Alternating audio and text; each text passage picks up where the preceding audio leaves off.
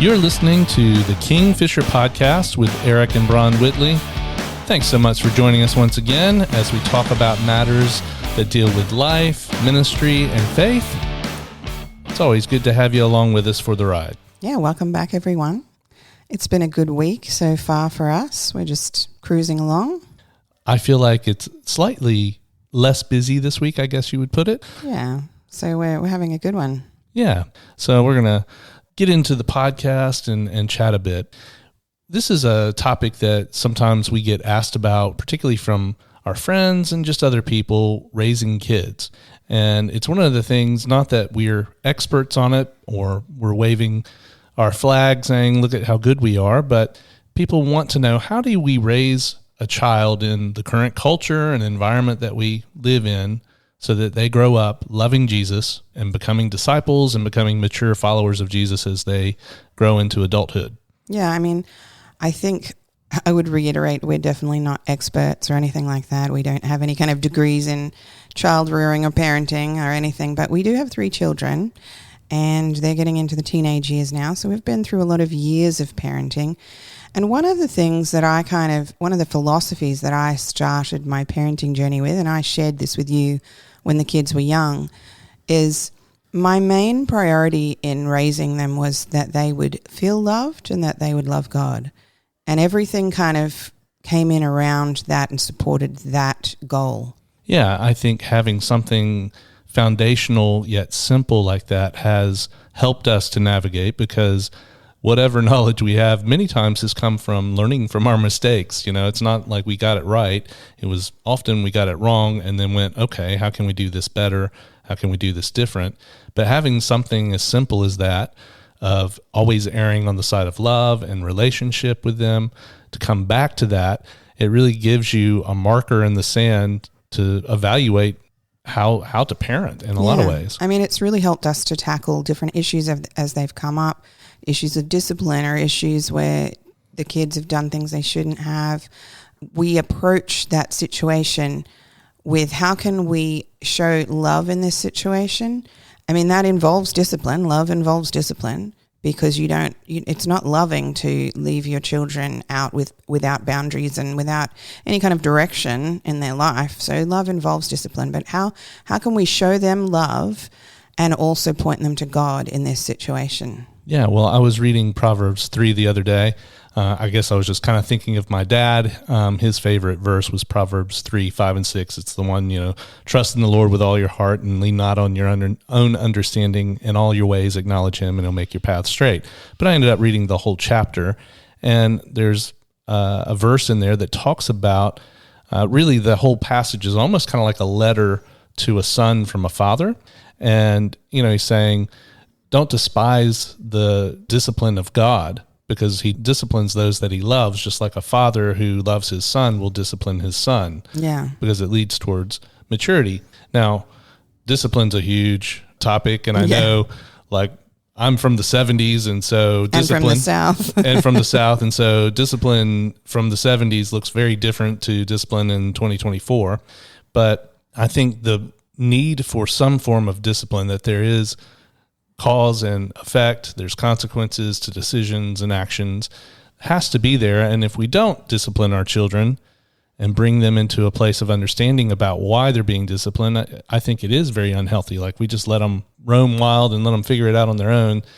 I mean, they will make all kinds of bad choices if we do that. That's right, because we have some very confident and very determined children, and they think they know everything.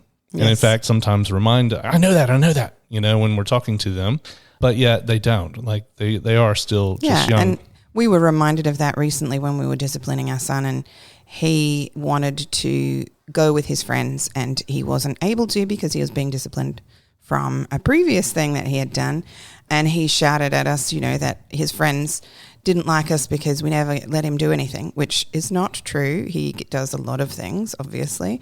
But it just reminded me that if it was up to him, he would just have complete free reign and do whatever his friends wanted him to do. And so, yes, we have to have boundaries and discipline in place to teach him the right way. But we try to come at that from a place of love. We talk to him about things. We talk to all three of our kids about stuff. Like, we spend a lot of time talking to them. That's a big part of our parenting. We have conversations, a lot of communication. But I think the reason we can do that, and not that they always accept what we say initially, but they do seem to go away and think about it. You know, in the heat of the moment when discipline's being doled out, they aren't all often happy about it, but often they will go away and think about it and either come back and apologize, or they'll just kind of accept it and learn from it. Like, I'm very impressed with their ability to kind of learn how to change their behaviors and their thinking and all that. So they often come back to us and say, "You were right. I shouldn't have done that. I'm sorry." We get a lot of that with our kids. There's a lot of communicating. There are apologies. We lead the way by apologizing to them when we are in the wrong. So they've learned that from a young age. We apologize to them if we do something we shouldn't have, or get really angry at them about something. We always go and say, "Sorry, I love you." And I think that's the key for us, is children learn from what you do, not so much just what you say. I mean, they listen to what you say, but if your actions don't align with what you're saying, then they're not going to listen to your words any longer. So we try to, one of the things that, a lot of people struggle with who are in ministry, you've heard of PKs, pastors' kids, and they're kind of got a reputation for not doing great. And so that was one of the things that we thought about when we started having children. Okay, you're a pastor, we're going to have pastors' kids. We don't want them to turn out like a lot of pastors' kids do. So we thought quite deeply about, how do we prevent that from happening? What do we do? How do we train our children in the way they should go as a pastor's family? And the conclusion we came to was that our words should align with our actions. We should not be hypocrites. We should not live out this mask of religiosity at church and then go home and be nasty to our children at home. Or each other, for that matter. Or each other. But that our faith should permeate our life and our family and our day-to-day living. And that is how we have chosen to raise our children. So we have 3 kids who love God. I'm not going to say that that's entirely because of us. It's not. But the best way to try to steer your kids in that direction is to live out your faith in front of them and not be a hypocrite. Now, that doesn't mean we never make mistakes. We do all the time. But as I say, we own those mistakes. We talk to them about it. Well, I'm glad you raised that, because that was going to be one of the things I was going to bring up is I think you have to model what you're teaching. Like, it can't be do as I say, not as I do, because that sends a mixed message and often leads to rebellion, because they go, well, you do it this way, so why is it wrong for me to do it? And so I think we do have to model that. But it all, I think, as we're saying, we talk to our kids, we have these long conversations and these deep conversations, but it all kind of stems back to the fact that we established that love connection initially, that we err on that side of love. And then on top of that, we do talk about our faith.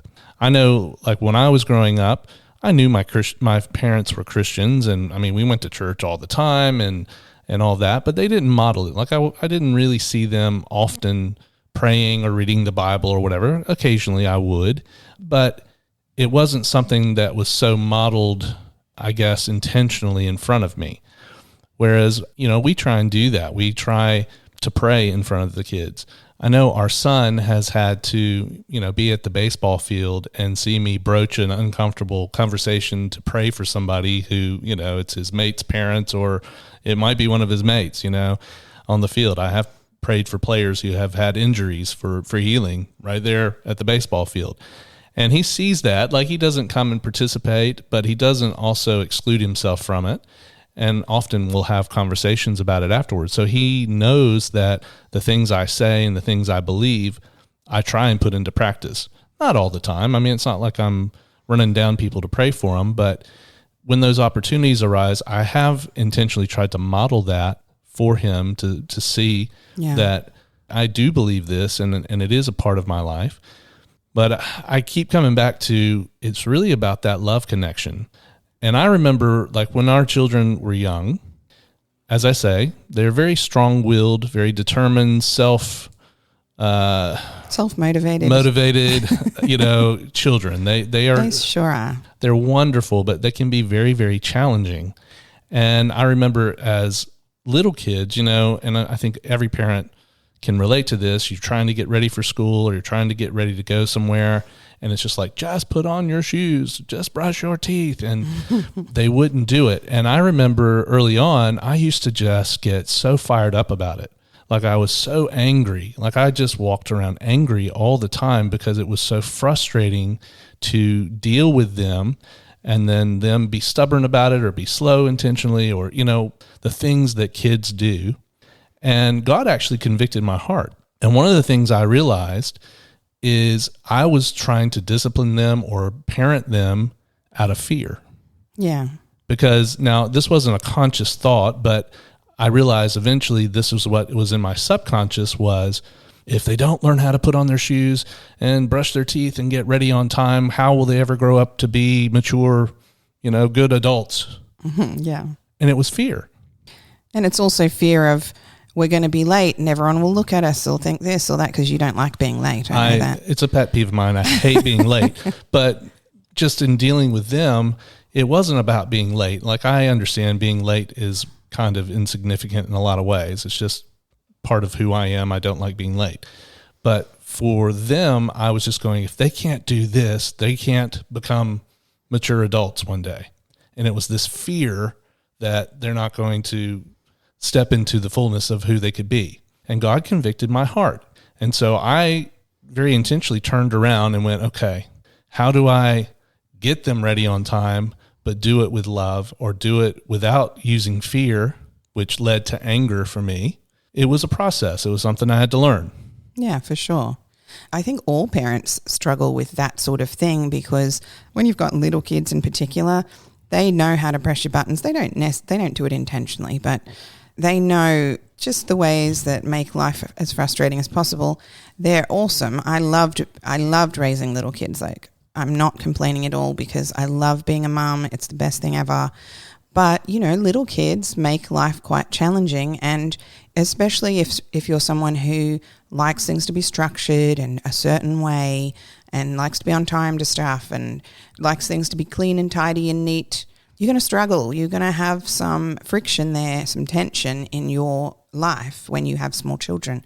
For me, those things could be frustrating, but I'm not so much worried about structure or neatness or being on time or whatever. So I probably took to it a little bit more naturally than you did. But we learned and we all both sort of came together and learned how to do that. And now, we have these amazing kids who still are, difficult at times. And we often say, and I hope you use your powers for good one day instead of evil, because wow. When they set their mind on something, it's very hard to change it. That's for sure. Yeah, we have 2 teenagers and a 10-year-old, and we were 15 minutes late leaving for school today. And so I had the conversation in the car. So, I mean, nothing ever changes. They're not 7, 5, and 3 or whatever anymore, but we're still late sometimes. And I didn't get angry with it today. Yeah. But that's something I have had to learn. And I share that, and I share, I guess, openly about it because I think a lot of parents don't realize the anger that they feel in those situations is actually from fear. Yeah. And fear never comes from God. And so that was something I had to change. And it's not going to benefit your relationship with your kids if they feel like you're angry with them all the time. They won't understand why you're angry with them all the time. They won't realize that, oh, mum and dad love me. They're just frustrated because I'm making things difficult for them, making them late, making things messy, whatever. They won't understand that. They will just see mum and dad are always angry with me, always yelling at me. And so it's really important for us as parents to be aware of our emotions and why we're feeling those emotions and bring it back to love. Maybe you need to take a walk, maybe you need to listen to some music, whatever your coping strategies are, but don't just approach your kids with frustration and anger all the time because that is what they will remember. Yeah.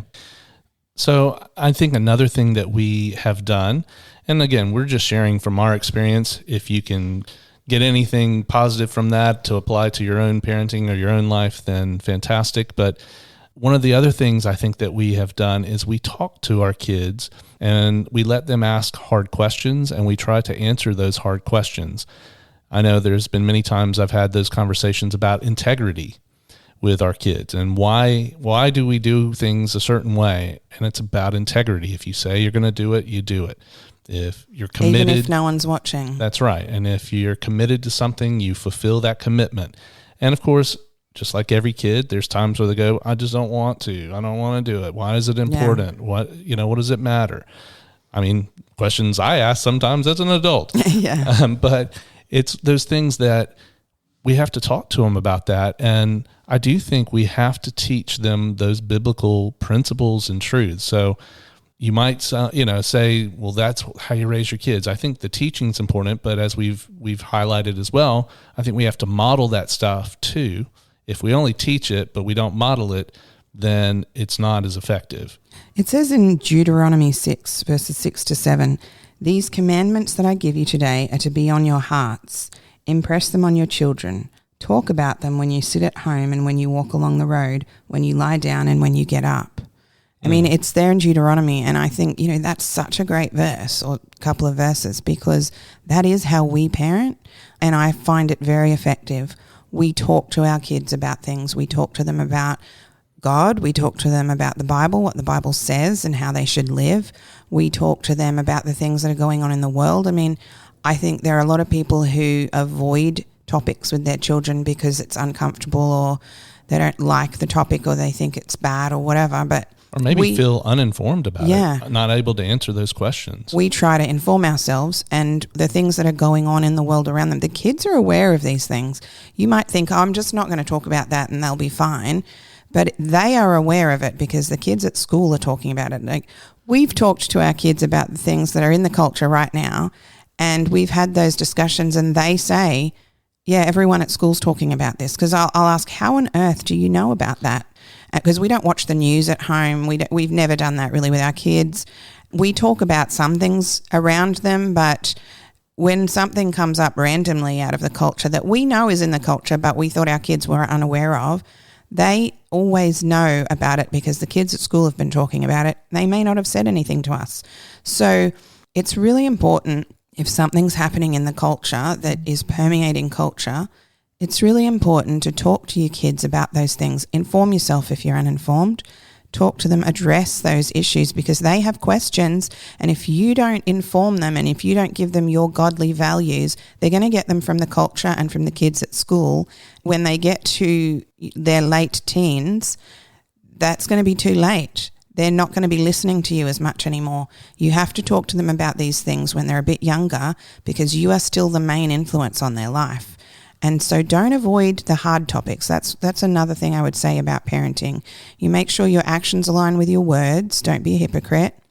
Make sure you talk to them about God, but also don't avoid the hard discussions, because someone is going to influence your child on that discussion and on that topic, and it should be you. Well, and I would add to that, take the opportunities. We try to perk up when they say something that we go, what? How did you know about that? And then we'll have a conversation about it. I think it's taking those opportunities when they come. I mean, it's very awkward to try and bring up these things if it's not been introduced to the conversation. But when they do, we often will pause whatever is happening and have the conversation. So it's taking the time to do that. And when it's something that's wrong, that's going on in culture that's wrong, don't just sort of dance around that. I just tell them, that's wrong. We believe it's wrong. Here's why we believe it's wrong. The Bible says this, and, this is how God feels about it, according to the scriptures. And don't dance around it. Don't be like, oh, well, everyone can just do whatever they want. And, I don't want to upset my kids by having a hard stance on this. No, speak the truth to your kids. They want to know the truth. Like, I watch my kids perk up when I speak the truth. They are listening because they want to hear the truth, because they're confused. The world is confusing them, giving them confusing messages. And when I speak, they listen because I'm speaking the truth. Yeah, and as we've talked about recently on a podcast, the world has gone crazy. The views and the values and things that we hold dear are often not in the world's realm. They've changed. They've stepped away from that. And in fact, the things many times that we hold as Christians to be important, they've now vilified and said you're bigoted, you're judgmental, you're whatever, legalistic. They use all kinds of names and words for it. But in the end, as we, I think, said in that, truth is truth. Yeah. You know, whether it's your truth or my truth or whatever, that doesn't matter. But truth, absolute truth, is truth. And you want to live by that. And I want my kids to live by that, because that's where they're going to have wisdom, is if they can live by truth. If they know the truth, as it says, it sets you free. It sets you free from the chains and the bondages of the world when you live by situational truth. By the lies, it often ensnares us. The problem I see with a lot of Christian parents is that they assume, because they take their kids to church, that their kids know the truth. And so they don't address issues because they think, well, they know. But you can't assume that. Your kids don't know the truth. They are looking for you to tell them the truth. They're looking to you to give them their worldview. They are a blank canvas when you get them. We're the standard bearers. We're the ones who set the standard for our kids. They know that's where we stand. That's what we believe is right. Now, I'm sure as they grow older, they may have some opposing views to us, and that's okay. But by and large, they know where we stand, and a lot of their thinking and a lot of their behavior stems from the standard that we've set. Yeah, for sure. We have really lengthy and deep discussions with them, and we just very clearly tell them what is right, what is wrong, and where we stand and what the truth is. And that anchors them and grounds them. I see them, they find peace and satisfaction in that, because your kids might suspect that what they're hearing is a lie, and it's confusing to them when society tells them things that aren't true. But if you don't tell them, no, that is not true, and here is the truth, they will just stay confused because they don't have an understanding of what is true and right. I mean, it has been many, many years, but I remember growing up, and the world was difficult then. It's even more so now. There's a lot of confusion in the world. There's a lot of complexity that they have to navigate that we didn't have to navigate. I think every generation kind of says that. I don't know if the world's just continuing to get crazier and crazier or I mean, the complexity is definitely increasing. So they need that strong base. They need that place that they can come back to and find truth and find peace and find the answers that they're looking for, because it's not out there in the world currently. I remember there was a saying, an old saying, give me a boy at 7 and I'll show you the man, or something like that. I may have got it slightly wrong. But there was a show put on by the BBC, and it was a documentary where they took these kids who were 7 and they gathered kids, boys and girls from all over England, all different socioeconomic backgrounds and families and that sort of thing. And then they followed them, and they followed up every year with them for 50 years, I think. So it's called 7 Up. So that's right. Every 7 years they would come back. Yeah, every 7 years they would come back and interview them and talk to them. So you saw them at 7 when they were really cute and innocent and whatever else, and they all played together. That's it. What do you want to be when you grow up and all that kind of thing. Ask them a bunch of questions. Yeah, and they did. They followed it for like 50 years till they were in their 50s, 60s, and some had died, some had, been through divorces and drug addicts, alcoholics. Some had been really successful. And it was just, a fascinating documentary to watch, to see these kids grow and change and do different things. And I remember my favorite, there was one little boy who was just kind of full of energy and a bit naughty and whatever else. He ended up being one of the more successful, stable people in it. Like when you saw him at 7 on the playground, you're just like, oh, that kid's, he's a worry, but he became one of the more successful, stable ones. But if you had looked deeper, into what do these kids believe, what are their values, what's the foundation of their life, what's their family life like, how do they what's their relationship with their parents, I think that they would have been able to tell you how that child was going to go to some extent in life. And the Bible tells us in Proverbs 22:6, start children off on the way they should go, and even when they are old, they will not turn from it. Now, I know there's a lot of families out there who say, I raised my kids in a Christian home and they aren't with God now, but we see a lot of those ones come back when they're older. And also, obviously we don't have control over our children, but start them off in the way they should go. When they're young, teach them God's ways, teach them your values, your worldview, and they will grow up in that with that understanding and with that structure in their life. Yeah. And I'd just say, those of you that maybe your child has turned away from God or is going down a path that you're worried about, prayer is powerful. To just pray and intercede for them. Very simply, I would say there's power in uniting with people. So find a friend or another family member who will commit to pray for your child and pray for them.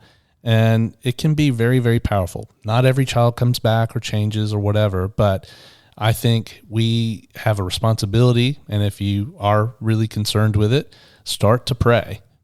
Once they turn 18, 19, our influence becomes very minimal. It reduces as they get older. Everyone has to make their own choice. But there is power in prayer. And so don't give up hope. Keep praying, unite with others in prayer, to pray in agreement. These are principles from the Bible that I've heard testimony after testimony that they really do work.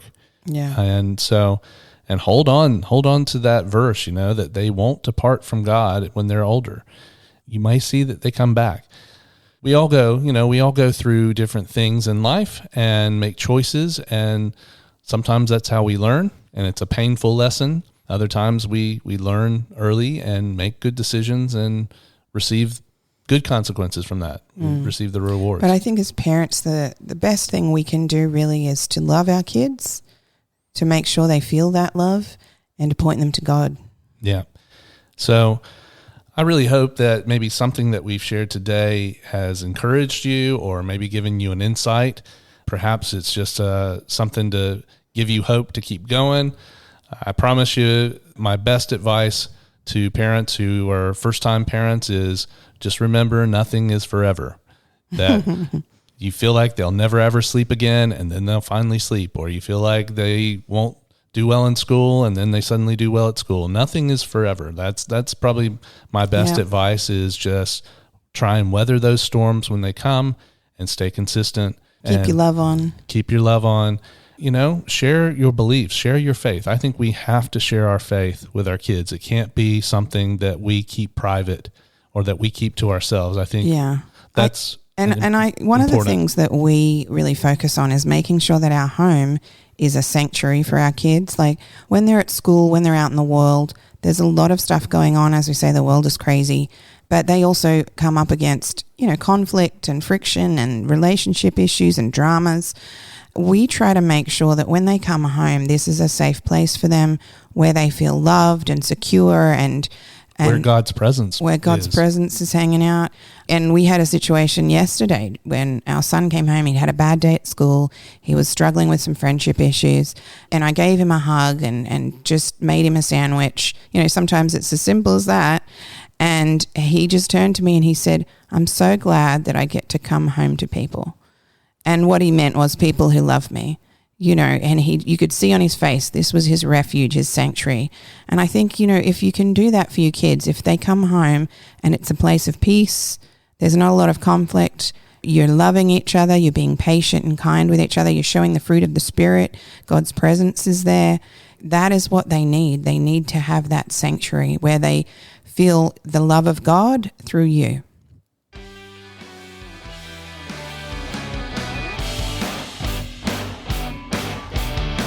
Well, you may feel the way that I do. I always say parenting is the most wonderful, terrible thing I've ever done. It's such a challenge, but we just pray that something we've said today may encourage you. Maybe you picked up a new tip. Maybe it's just a conviction of God to change how you discipline and interact with your kids. But just know, God is with you. God gives you strength. God gives you wisdom. And you can do it. This has been the Kingfisher Podcast with Eric and Bron Whitley. Thanks for listening in. Have a great day.